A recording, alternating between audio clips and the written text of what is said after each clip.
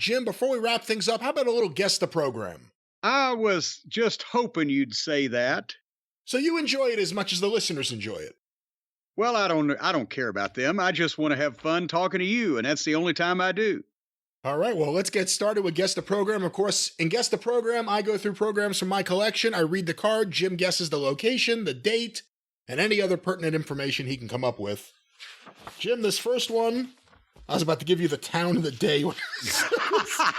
This first one. We're doing way too much of this shit lately. All right, go ahead. I don't know if it's the opening match, but it's listed the first as a plus 4 famous midgets in tag team match. Well, that gives me a lot to go on. Okay. El Olímpico, 229 pounds out of Mexico, versus Manuel Soto, 230 out of Puerto Rico. An extra added attraction match, Edouard Carpentier, 228 out of France, versus Killer Kowalski, 275 pounds. Good Lord. A 6-man tag match, best 3 out of 5 falls, 2-hour time limit. Mr. Fuji, Toru Tanaka, and Chuck O'Connor versus Chief J Strongbow, Gorilla Monsoon, and Sonny King. Okay. 1 fall to a finish. Bobby Shane, 240 pounds out of St. Louis, versus Jack Briscoe, the All-American Boy, 240 pounds out of Oklahoma. Okay. And finally, the main event, 1 fall to a finish. Bruno Sammartino, 265 out of Abruzzi, Italy, versus Moondog Maine, 265 out of Crabtree, Oregon. Okay, well, the 4 famous midgets was not much of a clue. When you got Olímpico and Soto, followed by Carpentier and Kowalski, I was like, wow, this is all over the fucking place. But then when we got to the 3 out of 5 fall tag team match, that besides the fact that it's the WWF, Fuji Tanaka and Chuck O'Connor was Big John Studd when he was still Chuck the Monster O'Connor, against Strongbow, Gorilla, and Sonny King, that's obviously the WWF. Shane versus Briscoe would have happened because of the Florida connection with Eddie Graham, but Vince Sr. didn't bring Florida guys to every WWF or WWF town or location. It was reserved usually for the Garden. It maybe could have happened in Boston Garden or Philly Spectrum. Bruno versus Moondog Maine, that would put, because Maine had a run up there sometime around, was this a title match, listed as a title match with Bruno? It is not. Okay, very good, because Maine, when he was challenging for the title, when he had a run in the WWF, Pedro was champion, I believe. And taking all this into consideration, this has to be either 1971, 2, or 3, because of Sonny King being in the territory. Chuck O'Connor became John Studd by 74. Carpentier and Kowalski would not have been, at least Carpentier, I don't think would have been in the territory that time at that point full time either, but he may have been making a shot from Montreal. This, God damn it. I don't think it's Madison Square Garden. I'm going to say... Why don't you think it's Madison Square Garden? Because I don't think it's a big enough card. Besides the 6-man and Bruno and Maine, Shane and Briscoe would have been an attraction on a Garden card, not necessarily a semifinal.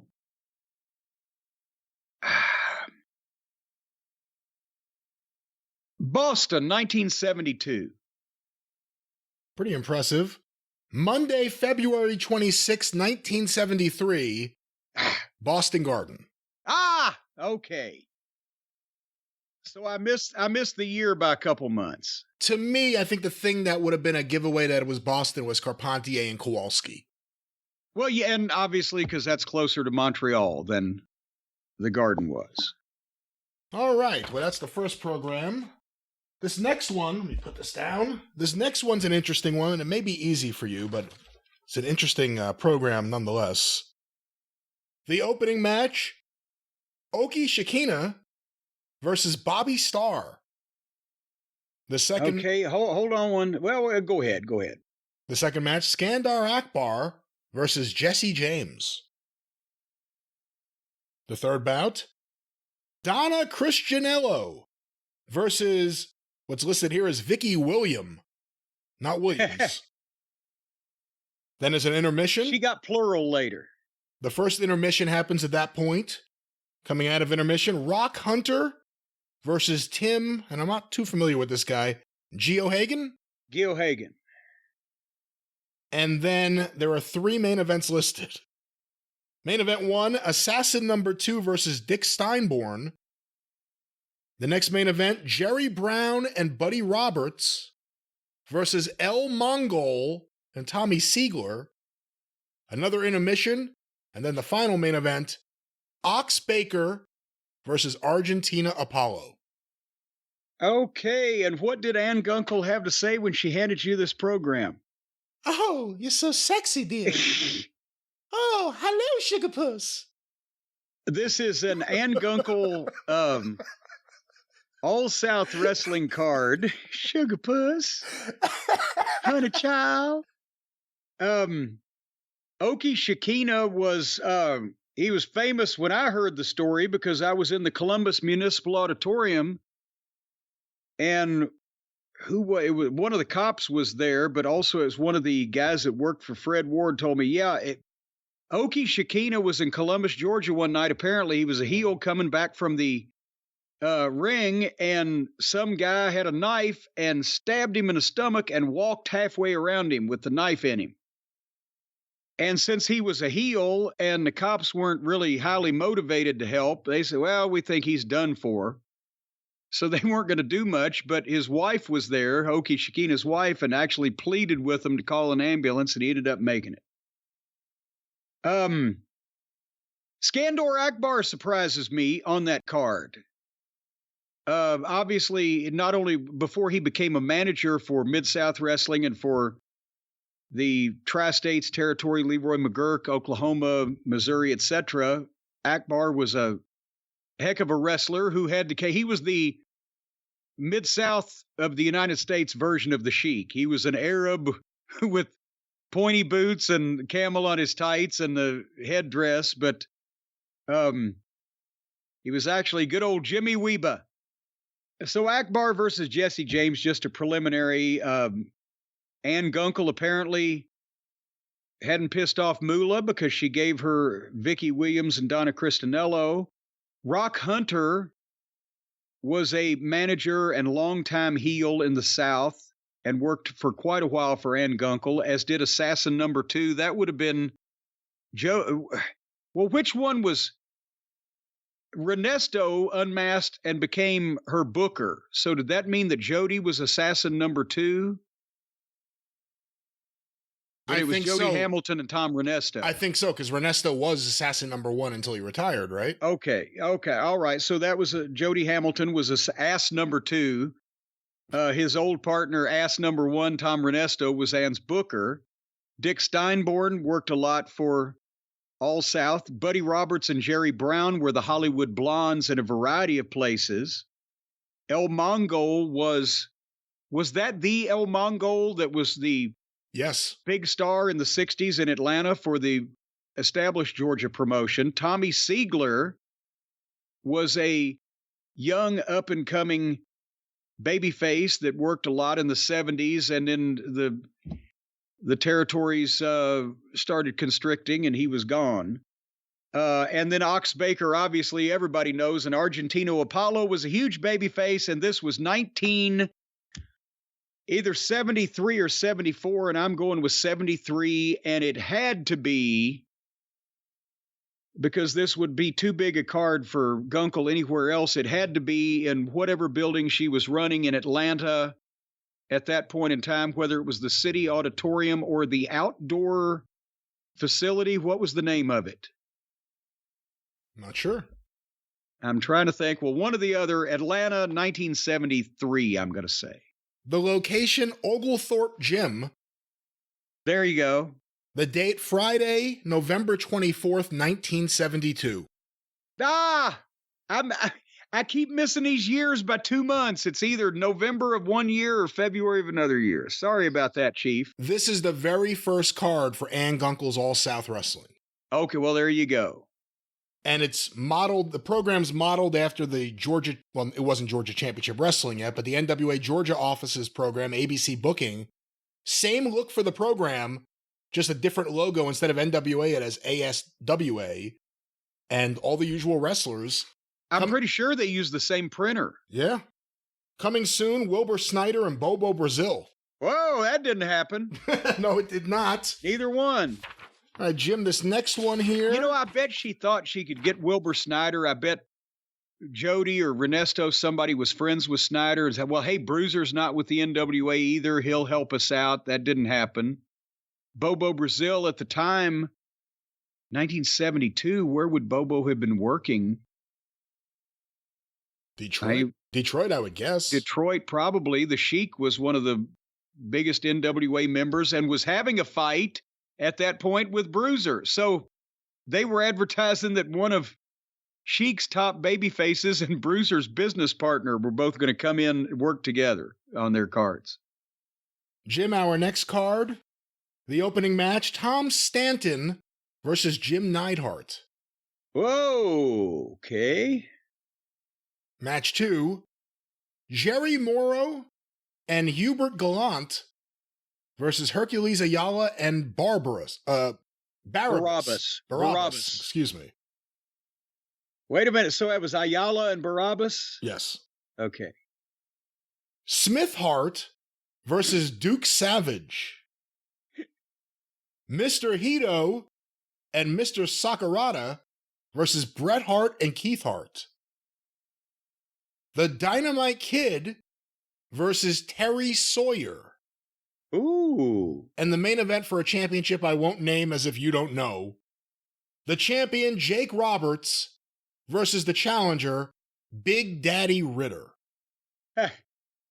All righty. Well, Jim Neidhart, obviously, everybody knows who he is. And this is a Calgary, well, not necessarily Calgary, this is a Stampede wrestling program. I'll give it to you. It's Calgary. All right. Well, it was going to be Calgary or Edmonton probably anyway, but it's a Stampede wrestling show. Neidhart, probably as in the rookie year of his career. Tom Stanton worked in Tennessee for a while, came in 1980 to 81. This is a bit before that, I think. Big Daddy Ritter obviously is the Junkyard Dog, and Jake Roberts at that time. I saw Jake and Sylvester Ritter both here in Louisville in 1977. Jake and they were both rookies. Then Dog went to work for Nick in his end. Jake went somewhere else. Then they both ended up in Calgary. Terry Sawyer had broken in 77, 78, worked here in Memphis, was a protege at that time of Lou Thez. Brett and Keith being a team, Smith Hart still on the card. But this was before then that Dog would have gone to Mid-South. This has to be either 1978 or 1979, and I'm going to go with very early in the year in 1979 in Calgary, Alberta, Canada. The location, Calgary, Alberta, Canada, the Foothills Athletic Club.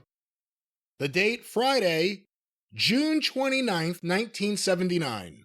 Boom! So there you go. Right before he became the Dog in Mid-South. Right before. All right, good job there. Jim, this next one, maybe a challenge. The opening match, Frank Valois versus Silver Streak. Oh, boy. The second match, Randy Tyler versus Mario Romero. The semifinal, Oof. Angelo and Lanny Poffo versus Scott Casey and Ray Candy. And the main event for a title that I won't name, Terry Funk versus Andre the Giant. Well, I was going to say, you got Frank Valois in the opening match, and he at the time would have been handling Andre. So that was a thing that they would do, is put him on the opening match or whatever. Same thing with Mike Lore and Porky Pig when he would drive the Sheik to a show. Randy Tyler is a name that I hadn't thought of or heard of in 30 years, and actually just saw a picture of him on Twitter when Jake had tweeted out a picture of, guess who this wrestler is with me? And it was Randy Tyler, and nobody knew it. He's been forgotten. Never heard of Mario Romero or the Silver Streak. Angelo and Lanny teaming against Scott Casey and Ray Candy. So we're somewhere. We're going to be in Texas or the Southwest. And obviously, this is not a major town or a big show because it's a 4-match card, but with the NWA World title on top, Terry against Andre. But I don't remember the Poffos being in Texas. Well, for the record, let me jump in. I said a title on top. I did not say the NWA title. Oh, okay. Are we in the San Antonio territory? We are not. All right, hold on. Well, the first 2 matches give me nothing to go on. The Poffos as a team, that would have been 75, 76, 77 in that area. But I don't know where they would have crossed the oddball tag team of Scott Casey and Ray Candy. If it's not an NWA World title match, then a regional championship would again give me the idea that we were in West Texas then. That is the territory. I will give you that. Reason I thought of San Antonio is just with the NWA title, but West Texas, then this could be. Is it Lubbock? And is it in 1975? I don't think you would get this town, and I don't think any historian probably would. But it is October 25th, 1975. Okay. At the Agricultural Palace in Pueblo, Colorado. Pueblo, Colorado. Okay, no, I would not have gotten that, but that is an area that they would have run out of the Amarillo Funk's office at that time period. But yeah, thanks a lot. You threw that one in on me. Pueblo. Got Andre the Giant and Terry Funk. Support Boys Ranch. Attend the church of your choice. How does that support the Boys Ranch? Those are 2 separate things. Stars on their way to the AG Palace. Your promoter is currently negotiating with many superstars of the wrestling world to display their talents here in Pueblo. Among these men are Randy Tyler, Lanny Poffo, and the Masked Silver Streak, who are all on this star-studded card tonight. Is there a picture of Silver Streak? There is not. Randy Tyler. No, there's not. Also, the bearded Frank Goodish, who made his Pueblo debut on October 4th, will hopefully return in the future. Other possibilities for upcoming wrestling cards include Tom DeMarco, Tony Atlas, and Sputnik Monroe. With these great stars on their way to Colorado, Pueblo wrestling fans are almost promised action galore here in the Agricultural Palace. So in Pueblo, Colorado in 1975, you could see Bruiser Brody as a rookie and Sputnik Monroe as a veteran on a same card. Holy mackerel. And for the record, the title was the International Championship. Obviously, this is a few months before, or 2 months before, well, not even calendar months, but a month and a half before he won the title from Jack Briscoe. Okay, and the international title was the name of the singles championship there in Amarillo at the time, because they did a lot of work with, obviously, since the Funks were American bookers for Baba, international title, and that's Baba was using that also, was he not? I believe so. So that makes sense. All right, a couple more here, Jim, before we wrap things up. This one, you could just guess the territory. I don't think you'll get the town. Uh-huh. The opening bout, Mr. California versus Rick Drayson. Okay. The second bout, which is a wrestling bout followed by arm wrestling, the Hangman versus Fabulous Frank. And for the record, Fabulous Frank is Frank Monty. Okay, Frank Monty. Haven't thought of him in years and years. Go ahead. There will be an intermission, followed by the third bout, Wild Man Jack Armstrong, and I may get this wrong, versus Choi Sun. Choi Sun was Kim Duck, was he not? Oh, I don't know. Let me, I think it was. There's not a picture in here. There's a picture of Larry Zbyszko, and it says Big Larry Do. All right, let's go to the next one. 2 more matches. The next match listed is the main event, a Hell's Kitchen street fight. Is Don Fargo in it? Fists are taped, no countouts, no disqualifications. Everything goes except choking, low blows, and eye gouging. Chavo Guerrero versus Don Fonzo Fargo. Fonzo Fargo. That's when they tried to capitalize on the popularity of Happy Days. And he'd throw the double thumbs up and go, hey! Like giving Don Fargo the Fonzie gimmick. Don Fargo looked about as much like Henry Winkler or Fonzie as I look like Diana Ross right now. I like the fact that his name is Arthur Fonzarelli. Fonzie for short. They make him Fonzo Fargo. And finally, another intermission, and then the main event. The Masked Scorpions versus Crusher Verdue and Dr. Death. Wow. And it does not have a picture of a Dr. Death here, in case you're wondering. Well, it's not Dr. Death, Steve Williams. No. Well, we are in California in the dying days of the Los Angeles promotion. Rick Drayson was a good-looking beach, Florida kind of guy type of babyface. Frank Monty was a longtime tag team partner of a guy named Nick DiCarlo in the 70s in the Tennessee territory. And Frank Monty also served as one of the Alaskans every once in a while when either Mike or Jay York, who were the regular Alaskans, was not around because he had kind of a beard and could fit in. Wildman Jack Armstrong was a California mainstay. As I said, I think Choi Sun was another name that they used for Kim Duck around about this time period. And I remember, I think he worked in Indianapolis for a brief period of time because Sam Miniker at one point when he was coming in announced him as Chom Choi. The Hell's Kitchen street fight, Chavo was huge in Los Angeles, or as huge as anything was by this point in time. Don Fargo was floating around trying out different gimmicks. I got no idea who the fucking Scorpions might have been at this point. Crusher Verdue was in the 60s especially, he was only like probably 5'9" or 5'10", but he was a 300-pound guy with his huge chest, and he sold out the Garden against Bruno Sammartino, but that was when they went to the New Garden. Yeah, and that was when also Bruno could sell out against a fucking rabbit.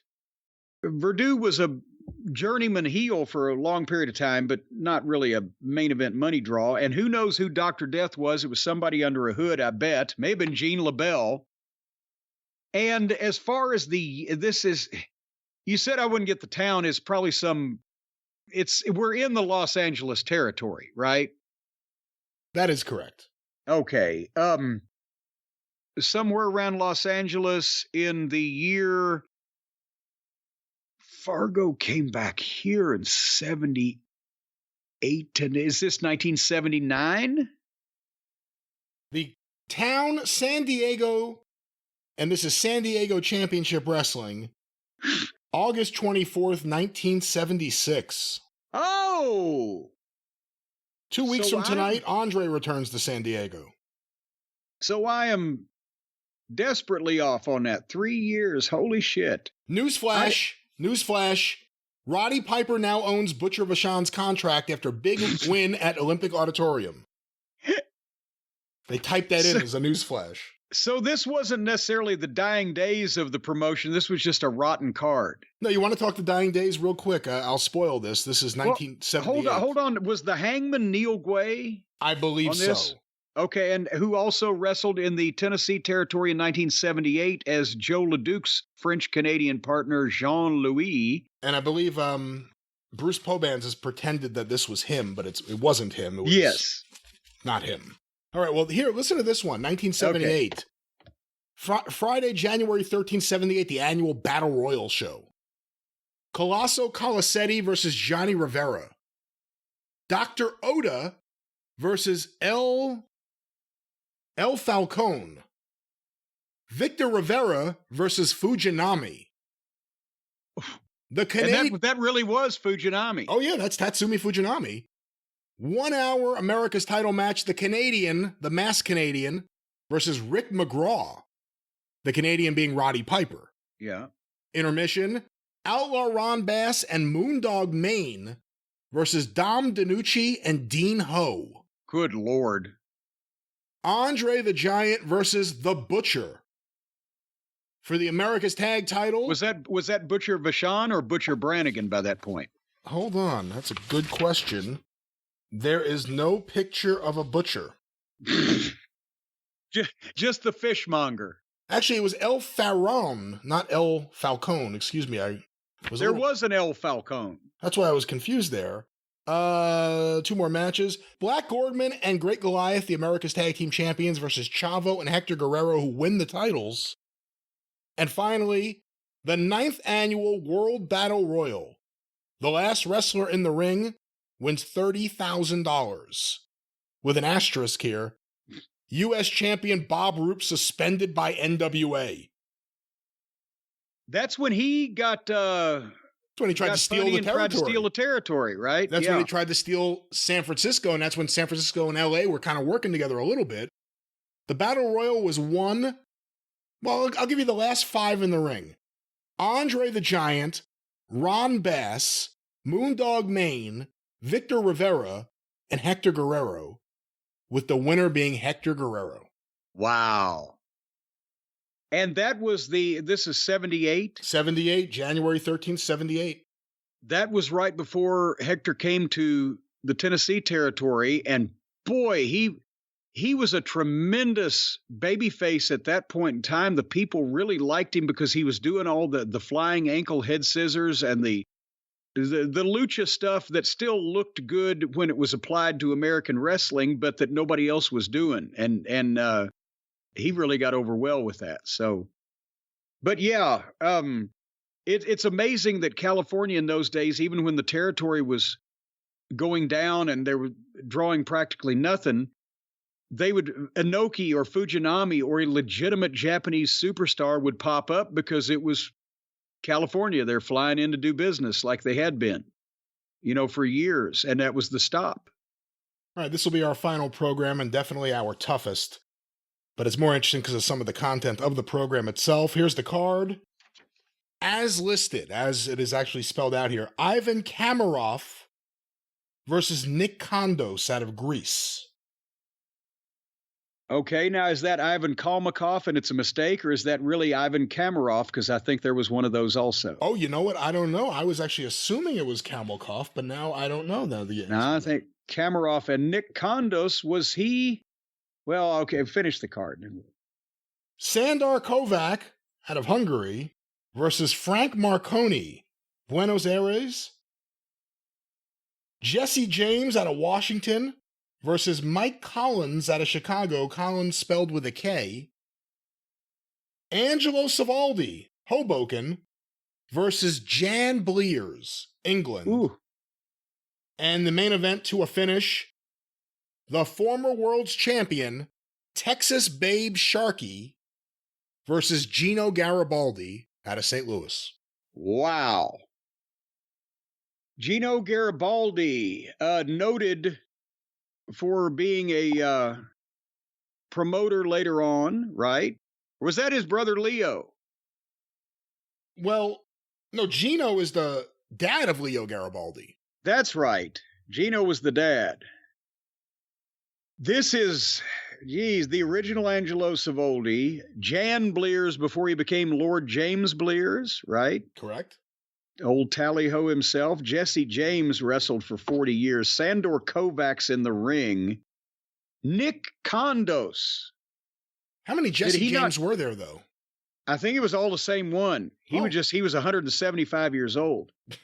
I saw him do jobs in the 70s. He looked like he was fucking 60. Was Nick Kondos the promoter in Baltimore later on, or am I? Oh, I don't know. I'm not sure.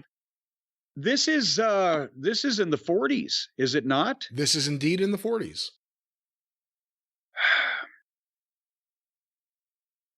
I'm almost going to say we're either in the Northeast or the Northwest. We are in the Northeast. Okay.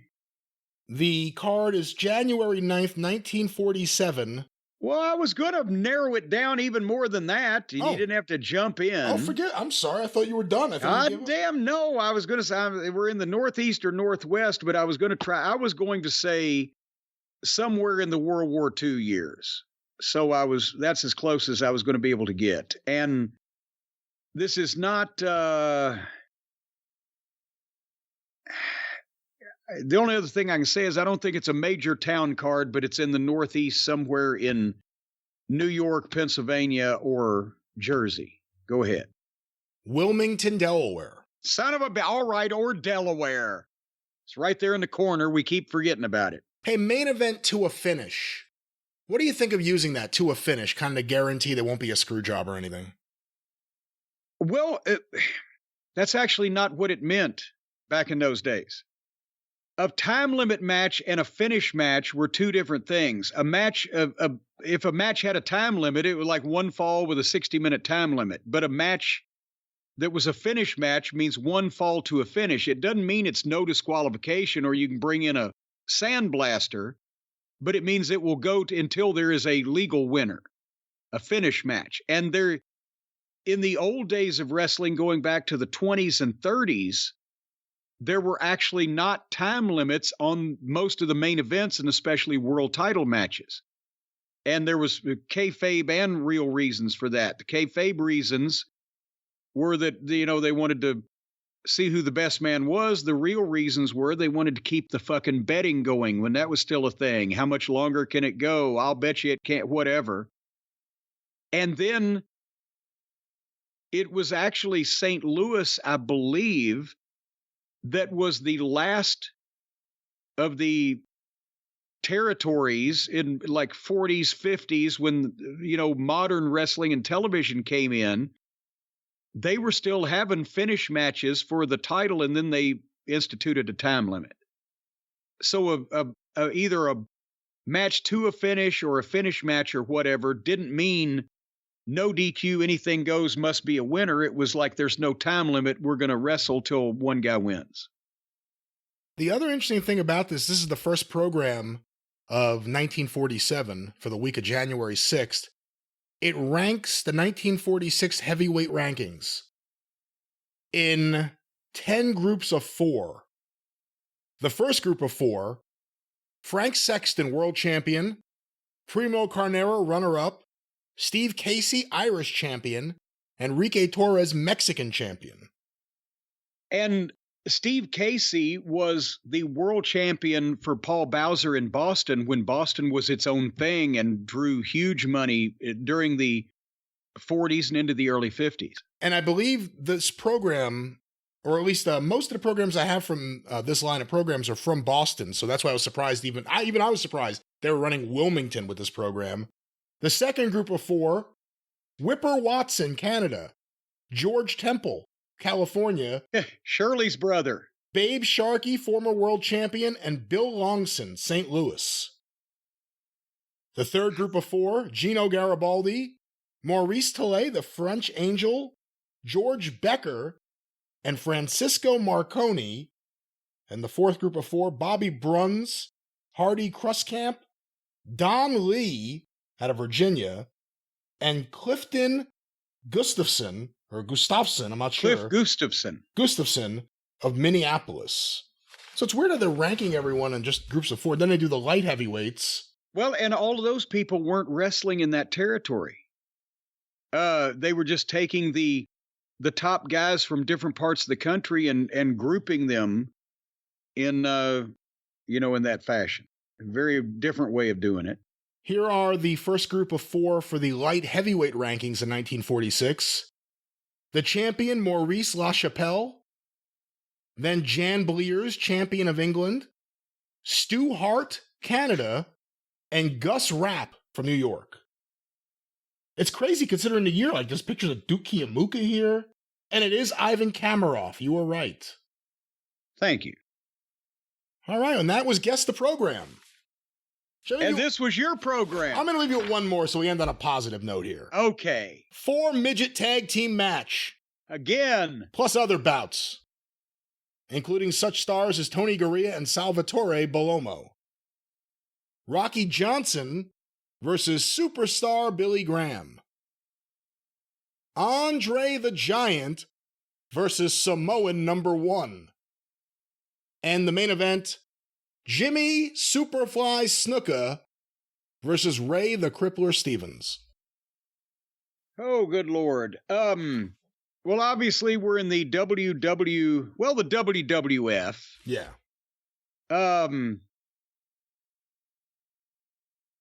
I've got to say it's either 1981 or 1982. It's not a major town, probably something like an Allentown or a